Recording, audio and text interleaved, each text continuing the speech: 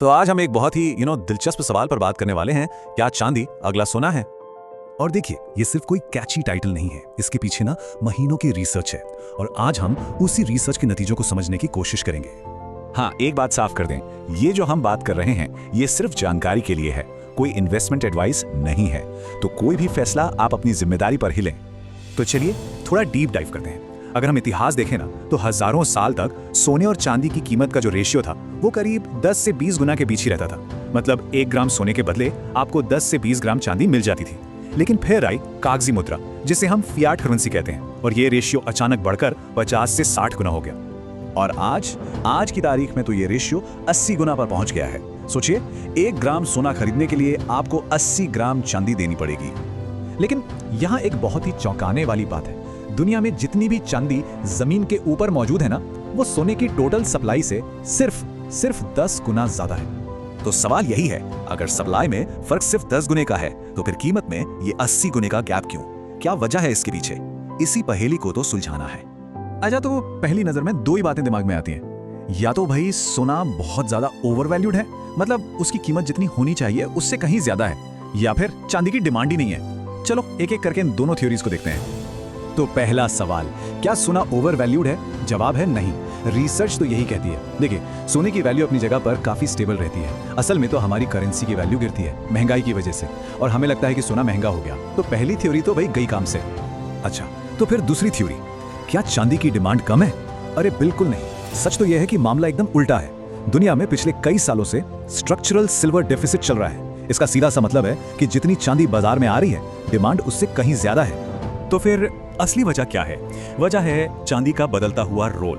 अब चांदी सिर्फ एक कीमती धातु नहीं रही जो गहनों या सिक्कों में इस्तेमाल होती हो। नहीं, यह अब बन चुकी है एक बेहद जरूरी इंडस्ट्रियल मेटल।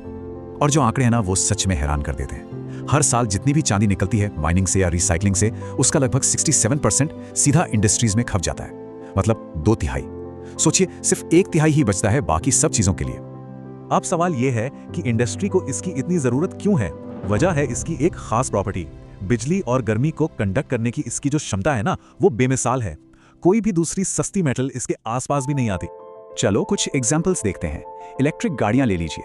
हर एक इलेक्ट्रिक कार में 25 से 50 ग्राम चांदी लगती है। अब जरा सोचिए, जैसे जैसे ईवी का जमाना आ रहा है, इसकी डिमांड कहां जाएगी? फिर है रिन्यूएबल एनर्जी, सोलर पैनल्स। इनके बिना तो आज हम ग्रीन एनर्जी की बात ही नहीं कर सकते, और हर सोलर पैनल को बनाने में चांदी एक बहुत जरूरी हिस्सा है। और फिर एआई, आज की सबसे बड़ी टेक्नोलॉजी वेव। आर्टिफिशियल इंटेलिजेंस को पावर देने वाले जो बड़े बड़े डेटा सेंटर्स होते हैं ना, वहां भी चांदी का बहुत इस्तेमाल होता है। और सुनिए, ये तो सिर्फ बड़े बड़े नाम हैं।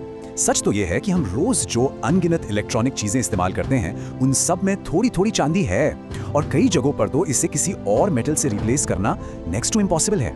तो दिमाग में अगला सवाल यही आता है कि भाई अगर डिमांड इतनी ज्यादा है तो सप्लाई बढ़ा क्यों नहीं देते? चलो सप्लाई वाली साइड को भी समझ लेते हैं। यहीं पे कहानी में एक ट्विस्ट है।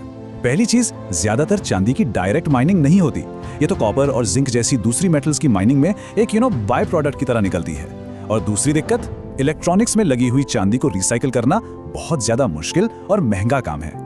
तो कुल मिला के तस्वीर क्या बनती है?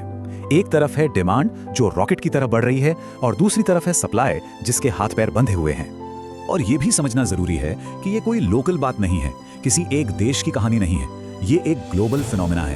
पूरी दुनिया में डिमांड और सप्लाई के बीच की एक खींचतान बढ़ती ही जा रही है। लेकिन हाँ, एक बात फिर से साफ कर दूं, इन सारे फैक्ट्स के बावजूद फ्यूचर की कीमतें क्या होंगी ये कोई नहीं बता सकता। ये बातें सिर्फ मार्केट में क्या चल रहा है उसे समझने के लिए हैं। ये कोई भविष्यवाणी नहीं है। तो आखिर में हम एक बहुत ही बेसिक से इकोनॉमिक्स के सवाल पर आकर रुकते हैं। जब किसी चीज की डिमांड लगातार बढ़ती रहे पर उसकी सप्लाई लिमिटेड हो तो क्या होता है? शायद इसी सवाल के जवाब में चांदी के भविष्य की कहानी छिपी है।